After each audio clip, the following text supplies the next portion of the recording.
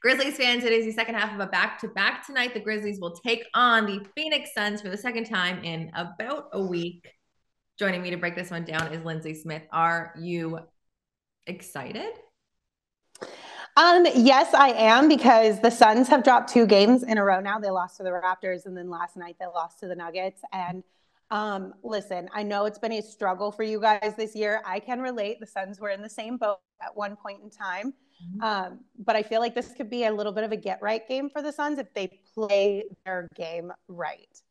And if they don't come into it with the mindset that this could be a get-right game, because the Grizzlies are still dangerous, even with all of the injuries and setbacks you guys have had to deal with throughout this season, which I feel so bad for you guys because we've been dealing with injuries, but it's not even near the level of your guys's. Yes. So the Suns have lost the last two. The Grizzlies have won their last two. This is the first win streak of the season. And now look, Lindsey mentioned it. Some injuries. The Grizzlies have the same injuries that they've had. Nothing has changed. Whatever you've seen the last couple games, that's going to be the same for them. For the Suns, Bradley Beal is out. And then although we played the Suns just a week ago, there is there was no KD that game. So we'll get into what KD brings because Grizzlies fans haven't seen him yet. And Devin Booker is day-to-day right now. He didn't play against the Nuggets. So that is, two of the top guys, right? Booker had 40 points against the Grizzlies last week, Lindsey. So let's just go off the assumption that he's not playing tonight, and then we'll talk a little bit about if he is. But if he's not playing tonight, not having him, swapping him out essentially for Grizzlies games and having KD in. KD is averaging the second most points per game in his career. What have you seen from him this season? Why is he being so dang great? Kevin Durant was one of the best scorers that I think we've seen Ever. In general. He just moved into top 10 on the NBA's scoring leaderboard last night. So that's the biggest threat that having KD out there brings to the table. And he did have a little bit of an off night last night from a shooting perspective, percentage-wise. He still put up 30 points, and he got to the free throw line, I believe, 13 times in last night's game. So he finds ways to get buckets and put points on the scoreboard. But because he had such a off shooting night by his standards last night, I would assume tonight would be kind of a bounce back game for him, something that's going to be an emphasis for him, shooting the ball better. And a lot of those shots last night, they weren't bad shots. They were just unlucky shots for him. So I think that's the biggest threat that we all know with Kevin Durant for sure. Okay. So then the other guys that, played well against the Grizzlies, and I'm using this last game against the Grizzlies just because it was so recently. Eric Gordon had 20 points, and Nurkic, although he didn't score a lot, had 10 rebounds. Eric Gordon's been so good this year. Yes, Eric Gordon has been so good for us this year, especially that three-point shooting. From the depths of the ocean, Eric Gordon can knock down a three, and that has been really big for us. The thing with Eric Gordon is sometimes we'll get a really good first half or a really good second half. It would be great to see that all the way through a game with him. But still, his scoring is super beneficial for us. And he's been asked a lot this year with the injuries that we're dealing with to step up more and play more of a bigger role than what we initially thought he was going to have to.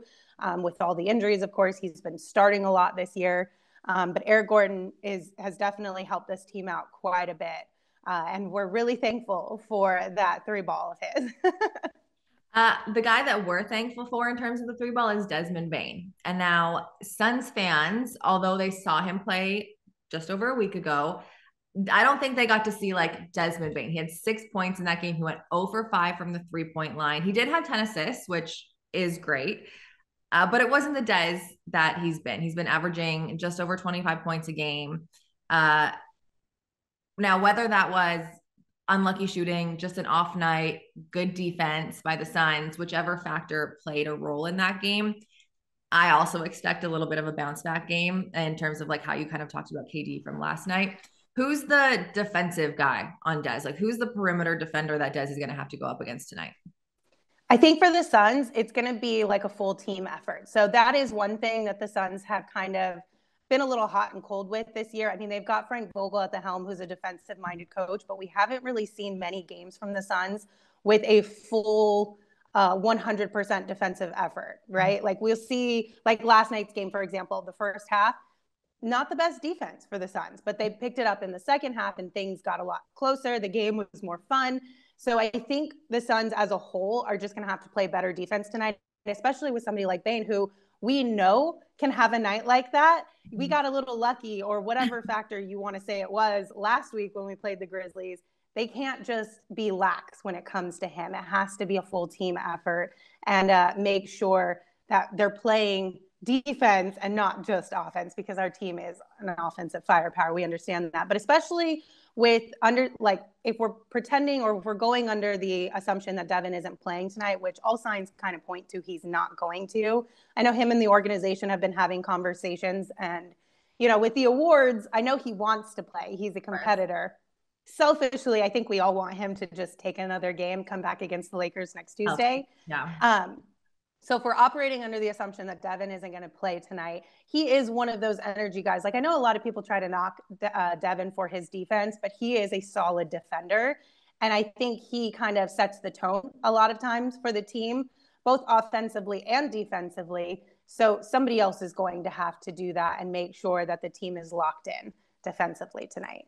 It's so interesting that you bring up, one, obviously a full team effort, and two, energy, because the energy guys, the last two games for the Grizzlies, it's changed. And it's been so interesting to see. 2 games ago against the Jazz at home, it was big nights from David Roddy and Zaire Williams. And then you fast forward 2 more days to last night, and it was Vince Williams Jr. and Xavier Tillman Sr. And it's like, it could be anyone from like the first guy to the 15th guy, and every night, like, you just don't know who's going to come and bring that energy. So it's so interesting to see.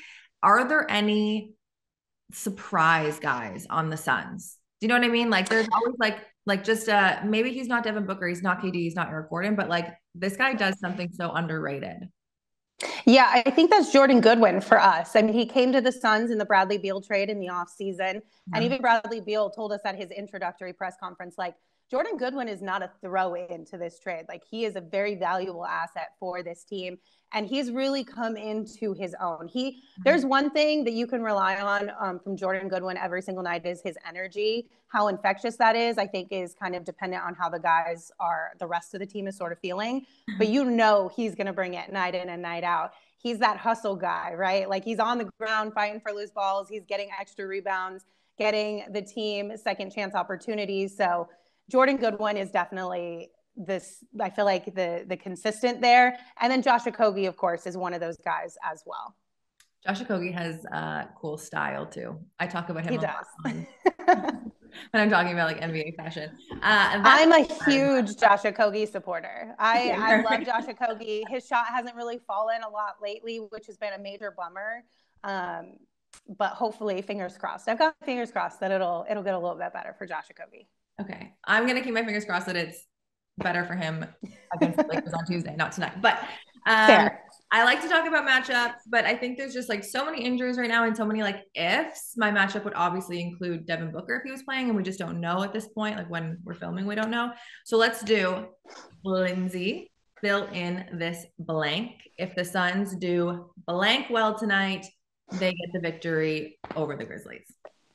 If the Suns move the ball well tonight. So that's one of the biggest things. Like, Devin is our point guard. I know a lot of people were like, who is the Suns point guard? Is it going to be Bradley Beal because he's a little smaller than Devin is our point guard. Yeah. Devin is our facilitator, and he helps get everyone involved in this game. And so not having that, they're going to have to, again, a full team effort of making sure that ball is moving, making sure that everybody is getting into their spots and the shots are falling, because sometimes things get a little bit stagnant. We've seen that a lot late when Devin is not playing, especially in the fourth quarter.